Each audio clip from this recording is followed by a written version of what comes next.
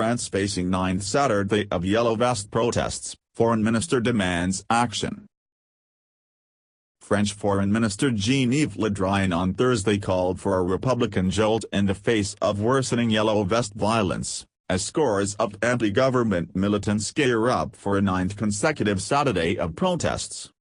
The protests, now in their 8th week, started as a peaceful backlash against planned carbon taxes but quickly spiraled into a wider rebellion against the government's economic policies. Mr. Le Drian told the French television channel TNS, "What we need is a Republican jolt.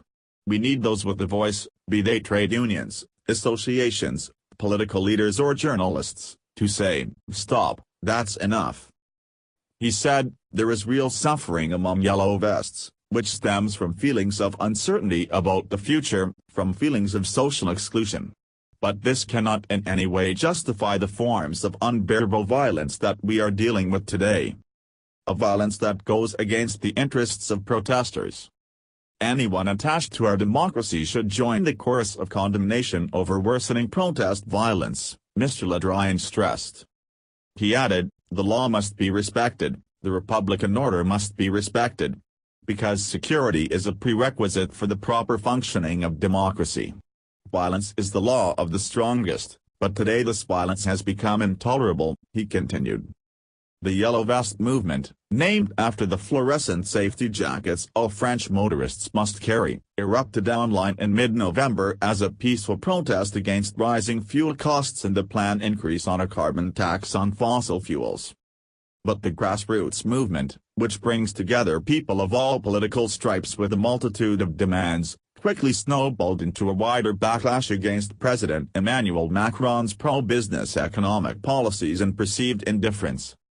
Mr. Le Drian also condemned a fundraising drive that brought in more than €100,000, £90,000, for an ex-boxer filmed kicking and punching riot police officers during a Yellow Vest protest in Paris last week.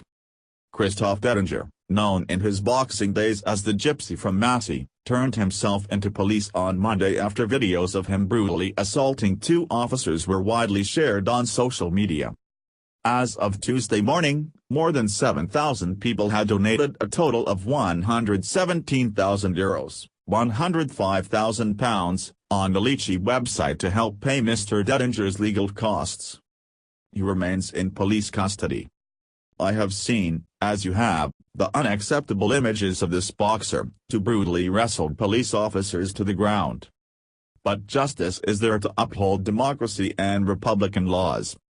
Many protesters argue they are simply responding to police brutality, pointing to a video clip showing a senior police official beating up Yellow Vests in the southern city of Toulon last Saturday, and the repeated use of tear gas and bullets to disperse crowds. In an effort to diffuse the social unrest, the Macron government announced last month a series of measures aimed at improving people's spending power, which include a €100, £90, monthly increase to the minimum wage, tax cuts for pensioners and tax-free overtime pay. One of their key demands is for the holding of a Citizens' Initiative referendum, or RIC, that would allow citizens to propose and vote on new laws in what they claim would be a more direct form of democracy. A 2008 constitutional amendment provides for holding a popular referendum if a proposal has the support of 1/5 of lawmakers and the backing of 1/10 of registered voters. Mr. Le Drian said, "A RIC is not a stupid idea. But it must be in line with the Constitution and cannot be competitive with representative democracy." 2 months of rolling protests have rattled Mr. Macron's government.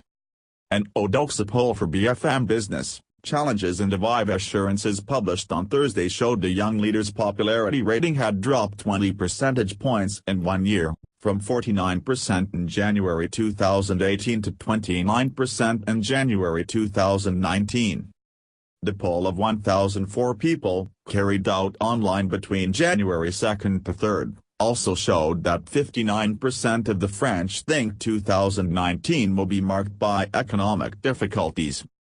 48% of those polled said France would be worse off by the end of Mr. Macron's 5-year mandate in 2022.